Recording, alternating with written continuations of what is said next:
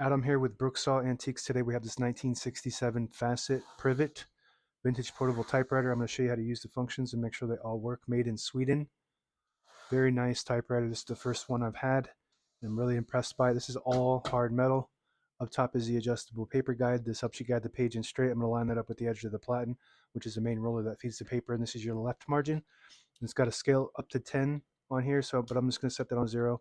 And the right margin doesn't have a scale, but you can use the scale up here if you want to know exactly what space you're on. I'm going to set this around 75 or so. And these are the paper support arms that flip up from the back. This is the paper bell that sits on top. It's got 2 adjustable rollers and a scale.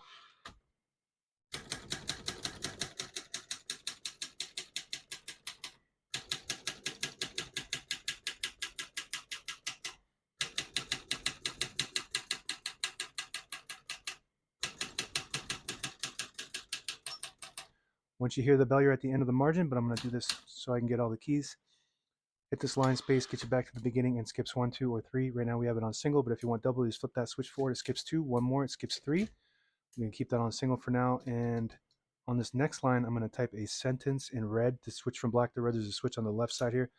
Flip it all the way down to that red indicator, and you'll print the bottom portion of the ribbon. When you have it in the middle, it doesn't print any ink at all. It just leaves a stencil for copying purposes. When you have it up top, it prints the top portion of the ribbon, which is black. We're going to move that down for red.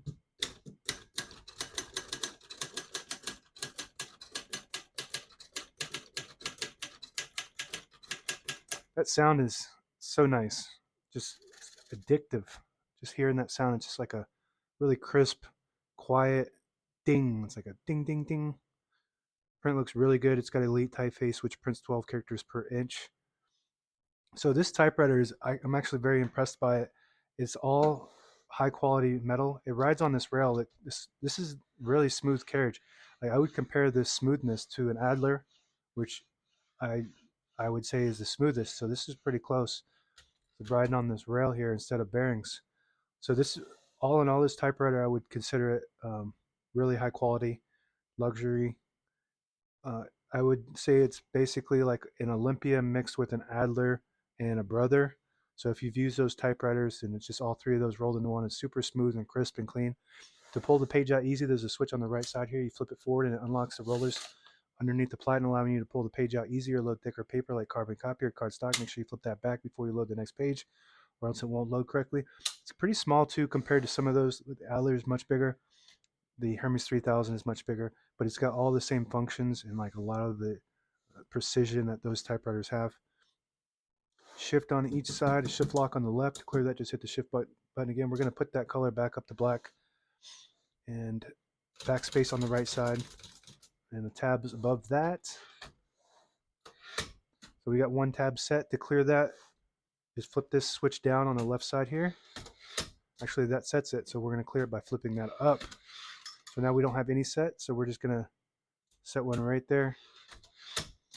And if you want to clear all, then you flip this one up. So there's one on the right side too. So now, but as you can see, that kind of slams all the way to the end, causing wear and tear on your typewriter. So I always like to set one somewhere in the middle by flipping that up. Let's test that. Actually, you just got to get used to it. Also, if you flip this switch down, it'll set a certain amount of tabs, a certain amount of spaces. I haven't figured out exactly what spaces those are. So that does 2 functions: is to clear all, plus it sets like a generic tab set for the whole tab. But you can set as many tabs as you want on this model. And this key with the arrows go in both directions is your margin release. When you get to the end of the margin, there's a mechanism that blocks you from printing. Hit that margin release. It will allow you to go all the way to the end. I guess that is the end. Let's test that again.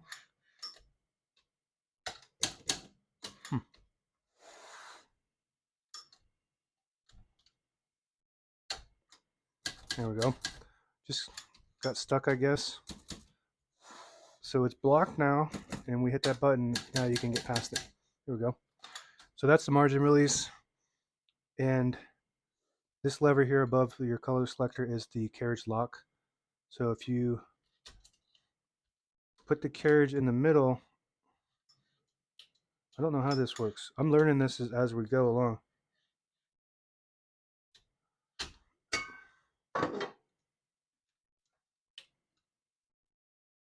Anyway, this will lock your carriage. If you figure out how to use, there we go. Locks it right there, and then you push it down to unlock it. Push it down and to the front a little bit. You shift it. So yeah, that's pretty cool. So if you have one of these and you can't figure out how to unlock the carriage, that's how you do it. But it takes practice. This is my first one, so I'm still learning. Carriage release on each side. I just really love the feel of that. It just feels super clean. It's heavy and it's smooth and it's strong and powerful. This is your left carriage release. It's very nice. I love it. This is a good typewriter. I really enjoy it. Really good to add to your collection if you're a collector or if you're a first time writer. It's got all the functions you need, and that's how you use it. Now available on eBay or Etsy. Search Brooksaw Antiques.